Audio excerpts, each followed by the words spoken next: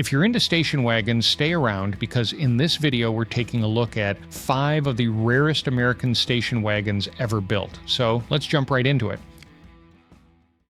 Let's start in 1954 when Chevrolet came up with a wagon that clearly didn't want to look like a wagon. The Nomad concept showed up at the General Motors Motorama and right away it stood apart. It took inspiration from the early Corvette, which is already a strange place to start if you're building something meant to carry a family and their luggage, and yet it worked. The shape was clean, low, and a lot sleeker than most wagons at the time. The body used glass fiber reinforced plastic, which wasn't something you saw every day back then. It had 2 doors, seating for 6, and sat on a modified 115-inch Chevrolet wagon chassis to make everything fit without ruining the proportions. Then there's the rear window, which feels like a small detail until you realize what it does. Instead of staying put, it could retract into the tailgate electrically. You could unlock it and watch it slide down or control it from the dashboard. Power came from a 235.5 cubic inch 6-cylinder making 150 horsepower paired with triple carburetors. It wasn't built to be the fastest thing around and it didn't need to be. People loved it. The Nomad ended up being one of the most talked about cars at the show, and Chevrolet kept it in the spotlight by bringing it to the 1955 Chicago Auto Show as well. This wasn't just a one-off idea that disappeared after that. A larger version actually made it into production for 1955, and the Nomad name kept coming back years later in different concepts. For something that started as a show car, that's a pretty solid run. Now, let's switch gears because Chrysler went in a completely different direction. In 1956, they introduced the Plainsman concept at the Chicago Auto Show, and this one didn't hold back at all. It leaned hard into a Western theme, and you could tell from a distance. The car rode on a 115-inch Plymouth chassis and came finished in Palomino beige with a gold Texas Longhorn medallion and bronze trim that had been chrome-plated. It's the kind of car that doesn't quietly sit in the corner. Inside, things got even more interesting. It could carry 8 passengers and featured a rear-facing third seat, something that would later show up in plenty of wagons. It even had a power rear window and a rear seat that folded flat, which made it more practical than it might first appear.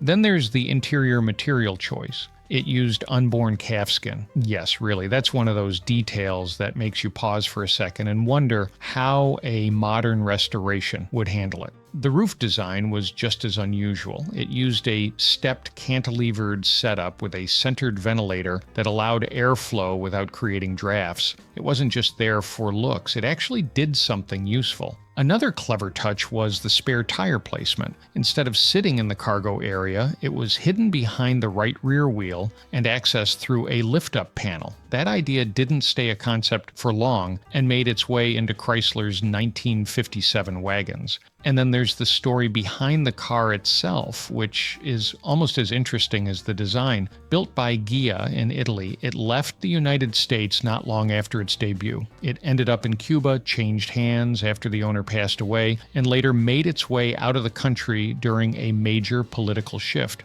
From there, it went to Australia, where it was converted to the right-hand drive and eventually returned to California, where it was switched back.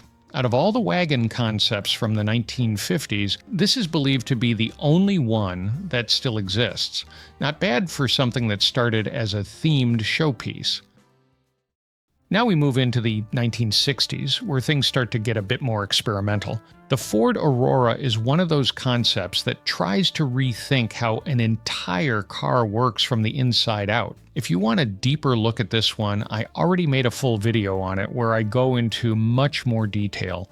One of the standout features was the windshield, which could switch from transparent to opaque with the push of a button. That sounds like something you'd expect to see decades later, not in the mid-60s. Inside, the car was split into 3 separate sections. The front had 2 bucket seats and the middle and rear areas used wraparound sofa-style seating. A glass partition separated the spaces, giving each section its own feel. The front passenger seat could swivel around to face the rear, turning the cabin into more of a lounge. There was even an intercom system connecting the driver's area to the rear section, which was designed with kids in mind.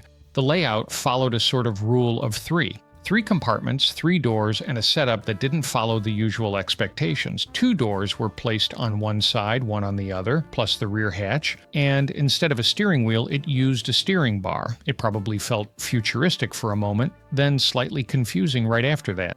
This car was never meant for production, though it showed ideas that would later show up in family vehicles, SUVs, and crossovers. At the time, it was one of the most advanced wagons Ford had put together, even if it stayed as a concept. Now here's one that feels surprisingly natural once you see it: a Mustang wagon.